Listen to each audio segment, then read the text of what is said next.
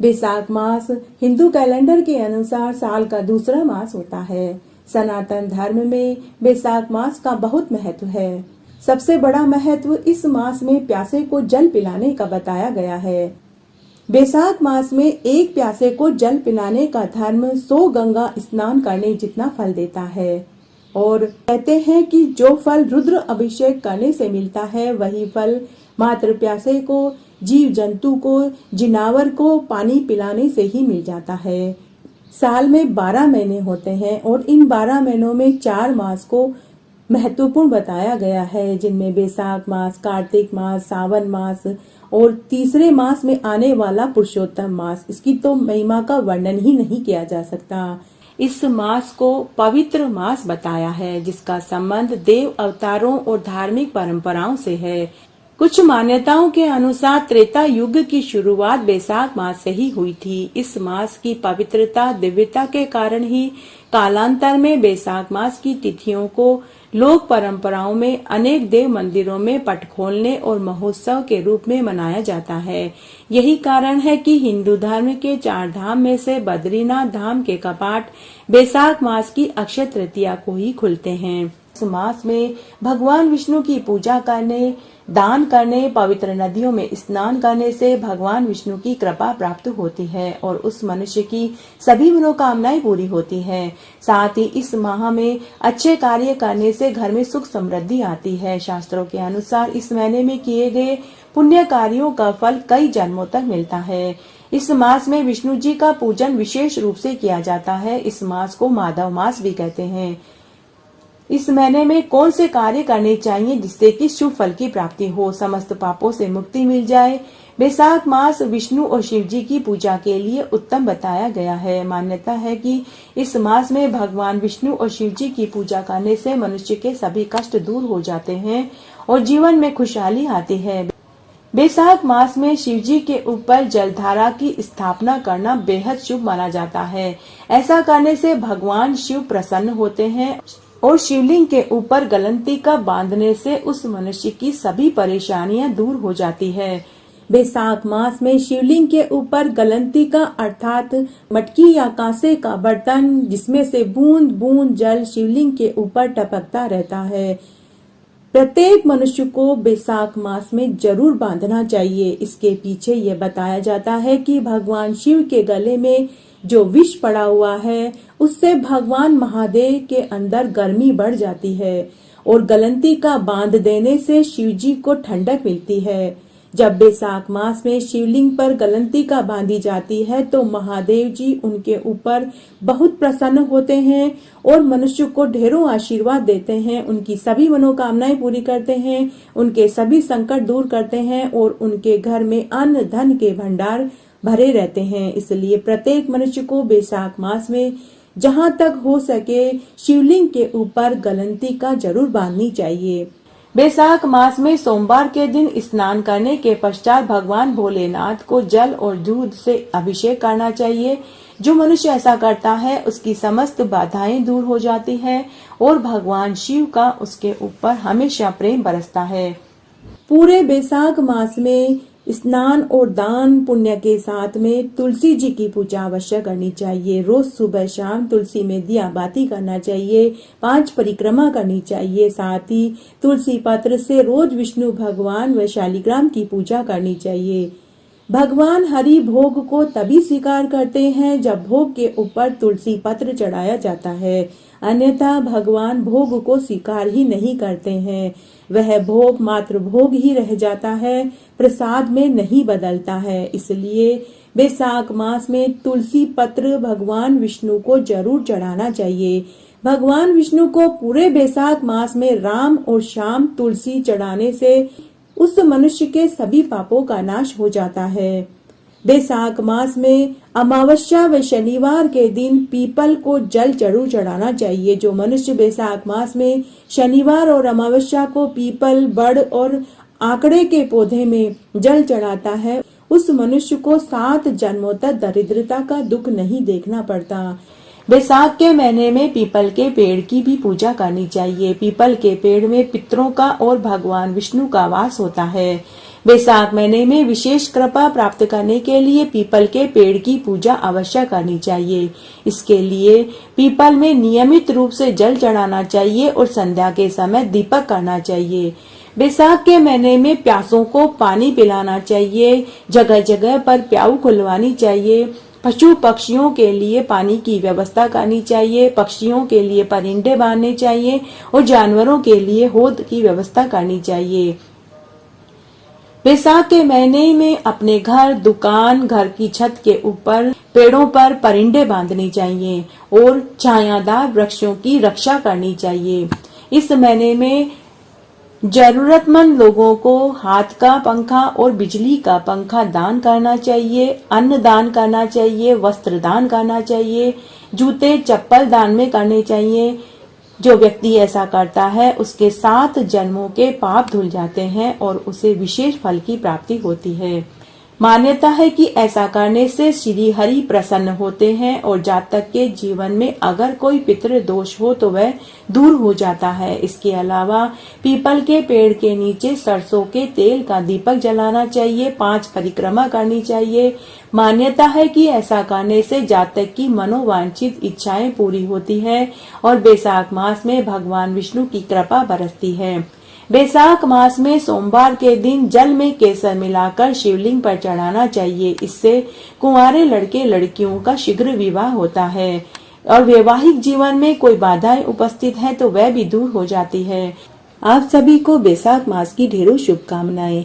आइए अब हम बैसाख मास के महात्म्य का पहला अध्याय सुनते हैं। सूत जी कहने लगे कि ब्रह्मा जी के पुत्र श्री नारद जी से राजा अम्बरीश ने पूछा कि हे ब्राह्मण, मैंने सुना है कि बैसाख मास सब मासों में उत्तम है। कृपा करके आप हमें बैसाख मास का महात्म्य सुनाने की कृपा कीजिए। यह मास भगवान विष्णु को सबसे अधिक प्यारा है। इस मास में क्या दान करना चाहिए, उसका क्या फल मिलता है और पूजा कैसे करनी चाहिए। इस मास में कौन से कर्म करने योग्य हैं और उनको करने से कौन से देवता प्रसन्न होते हैं। भगवान विष्णु को कौन से कार्य व कौन से दान अधिक प्रिय हैं और उनके फल व उद्देश्य भी हमें विस्तार से बताइए। भगवान का पूजन कैसे करना चाहिए, किन वस्तुओं से करना चाहिए, कौन सा फूल चढ़ाना चाहिए, वह सभी हमें बताइए। तब नारद जी बोले कि हे राजा अम्बरीश, सभी मासों का वृतांत भगवान विष्णु ने लक्ष्मी जी से कहा था और मैंने अपने पिता ब्रह्मा जी से सुना था। यह मास सभी विद्याओं में वेद विद्या, मंत्रों में प्रवण, वृक्षों में कल्प वृक्ष, गायों में कामधेनु, नागों में शेष, पक्षियों में गरुड़, देवों में विष्णु, वर्णों में ब्राह्मण, प्रिय वस्तुओं में प्राण, मित्रों में भारिया और नदियों में गंगा, तेजस्वियों में सूर्य, शास्त्रों में चक्र, धातुओं में सुवर्ण, वैष्णवों में शिव और रत्नों में कौस्तुभ मणि के समान है। भगवान की भक्ति के लिए बैसाख मास सबसे उत्तम मास है। मेष राशि की संक्रांति अर्थात बैसाख मास में जो सूर्य उदय से पहले उठकर स्नान करते हैं उस पर भगवान विष्णु के साथ माता लक्ष्मी अधिक प्रसन्न रहती हैं। नारद मुनि राजा अम्बरीश से कहते हैं कि हे राजन अम्बरीश, बैसाख मास में स्नान करने वाले सभी पापों से मुक्त होकर मरने के बाद बैकुंठ को प्राप्त होते हैं। इस मास में सूर्य उदय से पहले जो एक बार भी स्नान कर ले या स्नान के निमित्त एक पग भी अपने गांव क्षेत्र से बाहर जाता है, उसको कई अश्वमेघ यज्ञ करने जितना फल प्राप्त होता है। बैसाख मास में नगर से बाहर थोड़े से जल में भी अगर वह स्नान कर लेता है तो यम आज्ञा से उसके पापों के फल नष्ट हो जाते हैं। तब नारद मुनि राजा अम्बरीश से कहते हैं कि हे राजन, विष्णु भगवान की आज्ञा से बैसाख मास में सूर्य उदय से 6 घड़ी तक सब तीर्थों के अधिष्ठाता देवता जल के बाहर मनुष्यों के हित के लिए ठहरते हैं, परंतु इस समय तक भी जो स्नान के लिए नहीं जाते हैं उनको शाप देकर वे वापस अपने लोक को चले जाते हैं।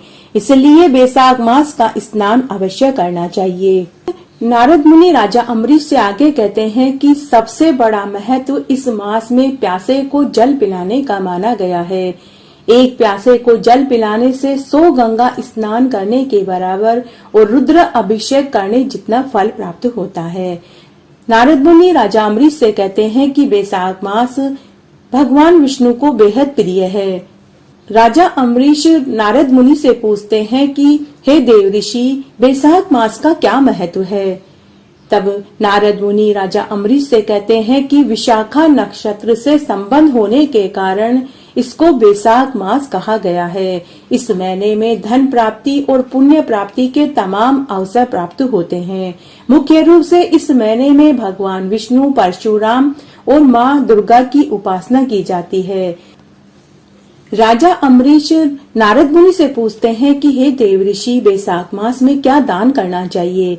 तब नारद मुनि कहते हैं कि बैसाख मास में जल दान का विशेष महत्व है। बैसाख मास में पंखा, खरबूजा, तरबूज, तरककड़ी, मौसमी फल, अन्न, वस्त्र दान जरूर करना चाहिए। मंदिरों में जल से भरा हुआ घड़ा दान करना चाहिए। इस महीने में ब्रह्मचर्य का पालन करना चाहिए, सात्विक भोजन करना चाहिए। बैसाख मास में पूजा, यज्ञ, हवन करने का अधिक फल प्राप्त होता है। नारद जी बोले कि हे राजन, अब मैं आपको बैसाख मास के व्रत का विधान बताता हूँ कि इस व्रत को कैसे करना चाहिए और कौन सा पुण्य मिलता है, वह आप ध्यान से सुनो। नारद जी कहते हैं कि बैसाख मास में सुबह ब्रह्म मुहूर्त में उठकर किसी नदी, तालाब, कुएं पर स्नान करना चाहिए। उस समय भगवान विष्णु से विनय करना चाहिए कि हे भगवान, आज मैं बैसाख मास का स्नान करने जा रहा हूँ। आज मैं एक समय ही भोजन करूँगा। आप मेरे इस व्रत को स्वीकार करें, इसलिए आप मेरी रक्षा करें। इस प्रकार विनय करके भगवान की पूजा करनी चाहिए। रात्रि को भगवान के समीप गीत, नृत्य, बाजे, कथा आदि में समय व्यतीत करना चाहिए। हे राजन, कृपणता को त्याग कर पुष्प, फल, अगरबत्ती, धूप आदि से भगवान विष्णु की आराधना करनी चाहिए। शंख के जल से भगवान विष्णु को अर्घ्य देना चाहिए। हे राजन, समस्त तीर्थों में स्नान करने, दान करने से करोड़ गुना फल बैसाख मास में व्रत करने, स्नान करने से ही मिल जाता है। जो मनुष्य पुष्प से भगवान विष्णु की पूजा करते हैं, उनके सामने इंद्र भी हाथ जोड़कर खड़े हो जाते हैं। बैसाख मास में भगवान शिव को वील पत्र से पूजा करनी चाहिए। जो मनुष्य बैसाख मास में भगवान शिवलिंग के ऊपर वील पत्र चढ़ाते हैं, उन्हें मरने पर मोक्ष की प्राप्ति होती है। नारद मुनि आगे राजा अम्बरीश से कहते हैं कि हे राजन, जो मनुष्य बैसाख मास में तुलसी से भगवान की पूजा करता है, उसके 10,000 जन्म के समस्त पाप नष्ट हो जाते हैं। जो मनुष्य बैसाख मास में श्री तुलसी के दर्शन करता है, छूता है, ध्यान करता है, रोपण करता है, सेवा करता है, वह 1000 कोटि युगों तक भगवान के घर में वास करते हैं। उसकी समस्त मनोकामनाएं भगवान विष्णु पूरा कर देते हैं। समस्त मनोकामनाओं को पूरा करने वाले भगवान कदम पुष्प को देखकर अत्यंत प्रसन्न होते हैं। यदि बैसाख मास में भगवान विष्णु की कदम के पुष्प से पूजा की जाए तो यमराज के दुखों को वह नहीं भोगता। अगर बैसाख मास में गुलाब के पुष्प से भगवान की पूजा की जाती है तो उस मनुष्य की मुक्ति हो जाती है। जो मनुष्य बकुल और अशोक के फूलों से बैसाख मास में भगवान की पूजा करते हैं, वे अत्यंत काल तक शोक से रहित रहते हैं। जो मनुष्य विष्णु भगवान की सफेद और लाल कनेर के फूलों से पूजा करते हैं, उन पर भगवान विष्णु अत्यंत ही प्रसन्न हो जाते हैं। जो मनुष्य बैसाख मास में विष्णु भगवान की दुर्वा दल से पूजा करते हैं, वे पूजा के फल से भी 100 गुना फल अधिक पाते हैं। जो भगवान की समीपत्र से पूजा करते हैं, वे भयानक यमराज के मार्ग को सफलता से पार कर लेते हैं। जो मनुष्य बैसाख मास में चंपक पुष्प से भगवान की पूजा करते हैं, वे आवागमन के चक्र से छूट जाते हैं। नारद मुनि राजा अम्बरीश से कहते हैं कि हे राजन, जो मनुष्य स्वर्ण का बना हुआ केतकी पुष्प भगवान पर चढ़ाते हैं, उनके करोड़ों जन्मों के पाप नष्ट हो जाते हैं। जो मनुष्य भगवान को पीले और रक्त वर्ण कमल के सुगंधित फूलों से पूजा करते हैं, उन्हें श्वेत दीप में स्नान मिलता है। नारद मुनि आगे राजा अम्बरीश से कहते हैं कि हे राजन, जो मनुष्य बैसाख मास में व्रत के साथ में समभोजन करने से पहले रोज बैसाख मास में एक ब्राह्मण को भोजन करा के दक्षिणा देता है, उसका तो वर्णन ही नहीं किया जा सकता। जो मनुष्य बैसाख मास में गाय दान करता है, गुरु की पूजा करता है, ब्राह्मणों को यथाशक्ति दक्षिणा देता है, उस मनुष्य के फल की तो आशा भी नहीं की जा सकती। हे राजन, जिस मनुष्य को फल की आशा है तो उसे बैसाख मास में फल का दान करना चाहिए। तेल की जगह घी, घी की जगह दूध और अन्न की जगह चावल दान करना चाहिए। हे राजन, जो मनुष्य बैसाख मास में भूमि शयन करने का प्रण करता है तो उसे बैसाख मास की समाप्ति पर शैया दान करनी चाहिए। अगर किसी ने बैसाख मास में मौन व्रत धारण किया है तो उन्हें बैसाख मास की समाप्ति पर स्वर्ण सहित तिल दान करना चाहिए। जो मनुष्य बैसाख मास में दाढ़ी, मूछ, बाल नहीं कटवाता तो उन्हें दर्पण दान करना चाहिए। जो मनुष्य बैसाख मास में उपनह धारण नहीं करते हैं तो उन्हें बैसाख मास की समाप्ति पर उपनह दान करना चाहिए। जिस मनुष्य ने बैसाख मास में नमक छोड़ा है तो उसे बैसाख मास की समाप्ति पर शक्कर दान करनी चाहिए। नारद मुनि राजा अम्बरीश से आगे कहते हैं कि हे राजन, जिन मनुष्यों ने पूरे बैसाख मास में देव मंदिरों में दीप जलाया है तो उन्हें स्वर्ण या तांबे के दीपक में घी और बत्ती सहित दान करना चाहिए। जो मनुष्य बैसाख मास में अपनी प्रिय वस्तु को छोड़ते हैं और फिर पुनः ग्रहण करना चाहते हैं तो उन्हें उस वस्तु को ग्रहण करने से पहले बैसाख मास की समाप्ति पर उस वस्तु का दान करना चाहिए, उसके बाद ही उसे ग्रहण करना चाहिए। जो मनुष्य ऐसा करता है वह इस लोक में सुख और मरने पर स्वर्ग पाता है। जो मनुष्य पूरे बैसाख मास में बिना विघ्न के पूरा कर लेते हैं उन्हें फिर दोबारा जन्म नहीं लेना पड़ता। जिन मनुष्यों का अकारण अनायास व्रत खंडित हो जाता है तो वे नरक के भागी होते हैं। जो मनुष्य बैसाख मास के महात्म्य को सुनते हैं, पढ़ते हैं, सुनाते हैं तो उन्हें गोदान करने जितना फल मिलता है।